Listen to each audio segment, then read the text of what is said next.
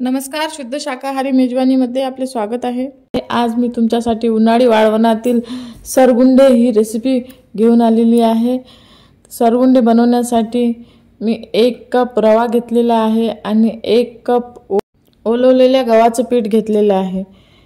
त्यामध्ये थोडं मीठ टाकलेलं आहे आणि दोन्ही पीठ आपण रवा आणि पीठ हाताने एकत्र करून घेऊया।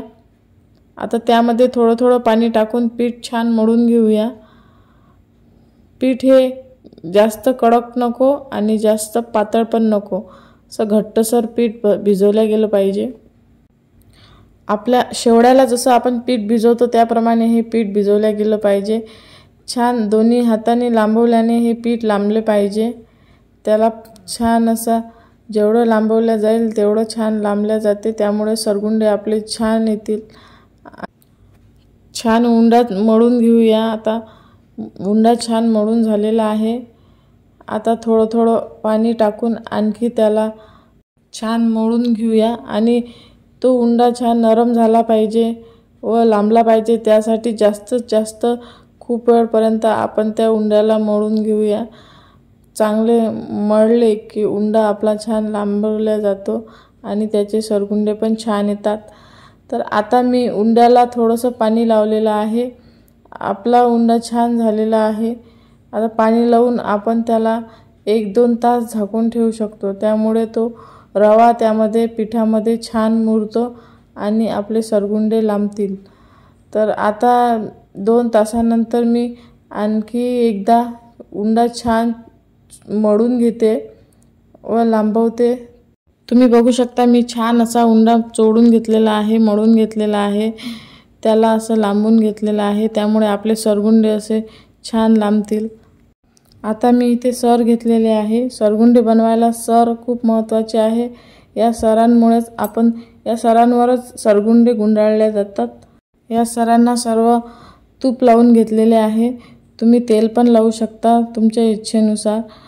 तूप किंवा तेल लावल्यामुळे आपले सरगुंडे हे सराला चिटकणार नाही, लवकरात लवकर निघतील। तर मी थोडा उंडा घेतलेला आहे, तो उंडा छान हाताने लांबून घेत आहे आणि त्या उंड्याला लांबून छान असं एका धाग्यासारखा बारीक एक धागा काढूया, उंड्याचा धाग्यासारखा बनवूया। आता त्याला आपण एक सर घेऊन त्यावर गुंडाळून घेऊया। तुम्ही बघू शकता मी तूप लावलेलं आहे आधी सरांना। पूर्ण सराला आपण सरगुंडे बांधून घेऊया। बघू शकता एक एक करून मी सर्व सर गुंडाळून घेत आहे, सरगुंडे बनवून घेत आहे। तर माझे छान असे सर्व सरगुंडे बनून झालेले आहे। सर्व सर आणि जास्त वेळ हे सर सुकू द्यायचे नाही, 15 मिनिटे सुकू द्यायचे आहे आणि ओले ओले काढून घ्यायचे आहे।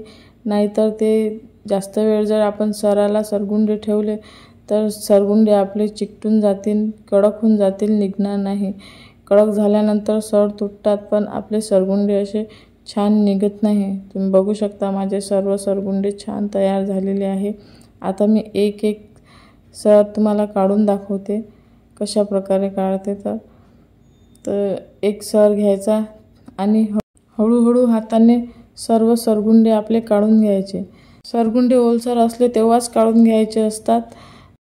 माझे सर्व सर काढून झालेले आहे, सर्व सरगुंडे बनून झालेले आहे, एकसारखे असे सर्व आलेले आहे।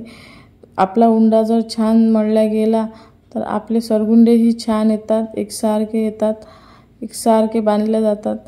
तर तुम्ही बघू शकता किती छान आपले सरगुंडे झालेले आहे।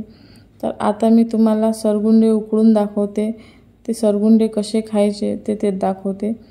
तर मी सर्वात आधी एका भांड्यामध्ये गरम पाणी ठेवलेलं आहे, ते पाणी मी उकळून घेतलेले आहे। त्या उकळलेल्या पाण्यात आपल्याला लागेल तेवढे सरगुंडे आपण टाकू शकतो आणि उकळून घेऊ शकतो। तर थोडं 2 उकळ्या येईपर्यंत आपण सरगुंडे उकळून घेऊया व एका चाळणीमध्ये आपण ते सर्व सरगुंडे काढून घेऊया। त्यात पाण्यामध्ये थोडं मीठ आणि तेल टाकलं की आपले सरगुंडे असे मोकळे मोकळे निघतील।